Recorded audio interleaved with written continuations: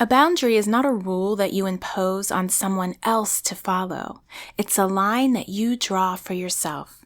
Today, we're talking all about how strong women do boundaries. Hi there, I'm Dr. Zoe. I'm glad you're here. This is the place for developing your strength as a woman and helping you navigate difficult relationships in your life, including that sometimes difficult relationship with yourself.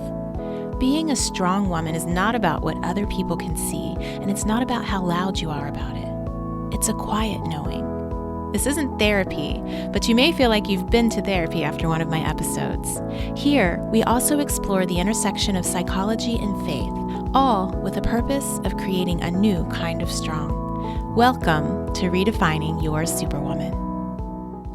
Welcome. I'm your host, Dr. Zoe, and today we're talking about how strong women do boundaries. But first up, my win and my fail for the week.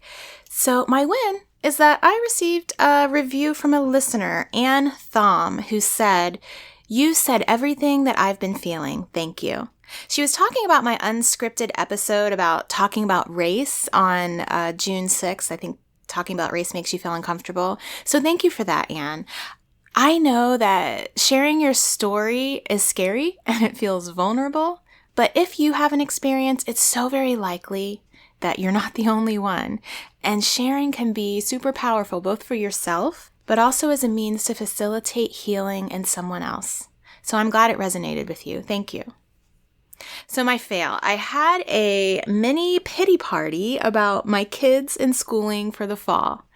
And I'm going to take my win and think about the fact that I can't be the only mom out there who's feeling for her kids, and I'm feeling for myself about the lack of in-person schooling and all the kids' activities being shut down, at least in the Los Angeles area where I live. I know other places in the country it's a little bit different, but I'm mostly over it now, and we do have a plan in place, so that's good. But I allowed myself to feel the weight of the realities of COVID. I allowed myself to feel for my children. And I also checked my self-talk, and I encouraged myself that it's all going to be okay.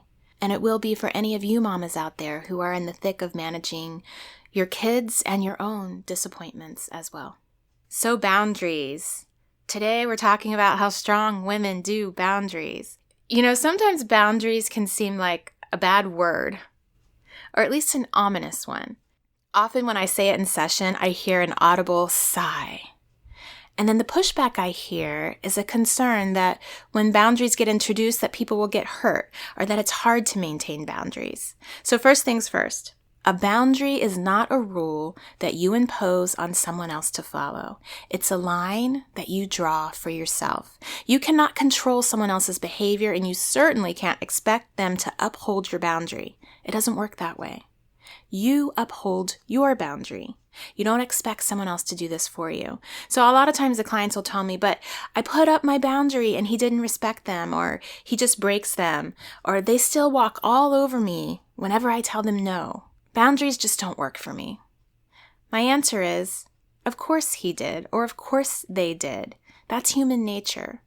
For many people, when they hear a boundary like, hey, don't step over that line, what they hear in their mind is, that's a preference.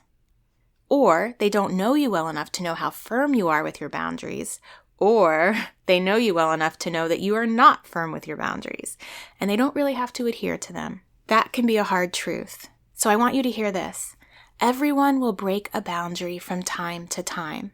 What matters is what you do about it. If you do nothing, it's you who are not upholding your own boundary, not them. You might say, but wait, didn't they just disrespect me? Didn't they just break my boundary? That, my friend, is inconsequential because it's your boundary to uphold, not theirs. You're focusing the wrong way. You got to turn it right back around to yourself.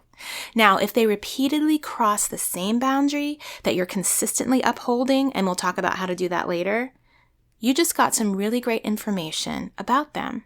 And you need to now evaluate their place in your life. But for the most part, people respect you about as much as you demand to be respected. And we learned this super early in life. I used to do this with my parents when I was little.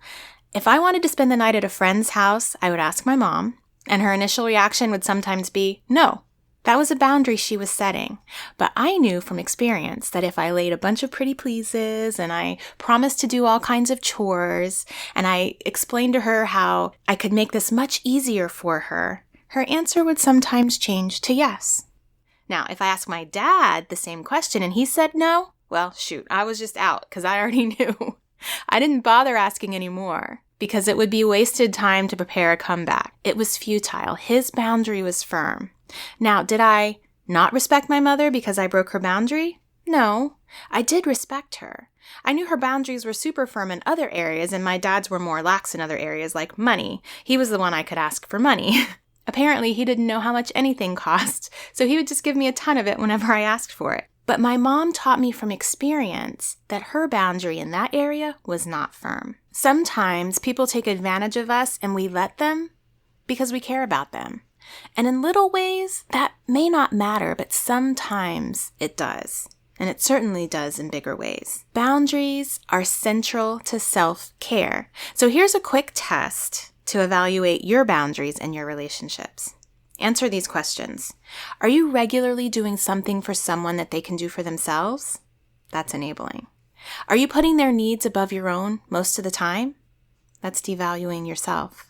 Do you justify bad behavior? You're excusing. Do you say no, but then you give in to pressure? Do you expect them to hold your boundaries?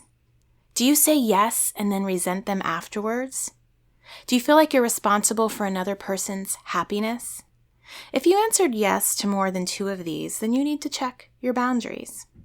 So why do we need boundaries? You need boundaries, my friend, because if you don't have them, you will burn out in your relationships.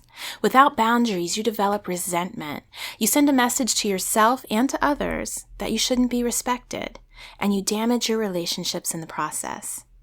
Healthy, intact boundaries create a better experience in your relationships and a healthier, empowered sense of self. So how do we establish, or probably more importantly, how do you uphold boundaries? So there's 2 ways. One is internal and the other is external. And they're a couple.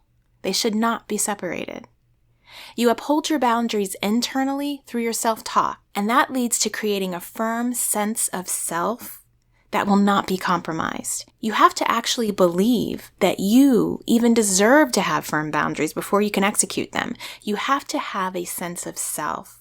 If you find that people are walking all over you, friend, I promise you, it's because deep down, you do not feel that you deserve to be treated well. I don't know what your story is about why, but I know it's true. So you have to change this internal story. You need to speak these words to yourself daily, or at least words like this. My wants and desires matter. I deserve to be treated well. I am in control of how I allow others to treat me. I will care for me. The more you say these, the more you will begin to believe it. And then acting out your boundaries, holding firm to your boundaries will be easier. So how do you start to create boundaries in your life? I'm going to give you some words, and it's very simple. This is external. You hold your boundaries by what you say and do externally. So these are the things you say. No, that doesn't work for me. I can't help you. I'm not okay with that. If you want to be with me, this has to change. You are asking me to do something that I don't feel is safe and I won't do it. I don't agree with you. Stop. This is as much as I'm willing to do. All of those are examples of setting firm boundaries. And you can actually simply just repeat them again if someone tries to push back. You can also add to it. You can say something like, and I'm not going to change my mind. And then you disengage and then you hold firm. These are clear. When you hedge or you use words like, I think, or I like, or I'd appreciate it, or this would be nice, that's not clear communication when it comes to a boundary. That's clear communication about your desires, maybe, and your wants. But a boundary is stronger than a desire. A boundary is non-negotiable. So that's how you establish boundaries externally. But in order to uphold the boundary, you have to establish clear communication about the consequences for the boundary violation. If this happens, then this will be my response. If it feels like I'm telling you to give an ultimatum, it absolutely is true. That's what I'm doing. And if you have a problem with that, or you kind of feel like, I don't know about ultimatums, listen to episode number 80. Strong women give ultimatums. Listen, boundaries can be tough.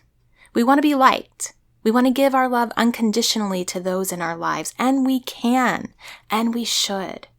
Just don't forget to give yourself the same unconditional love. You've got this.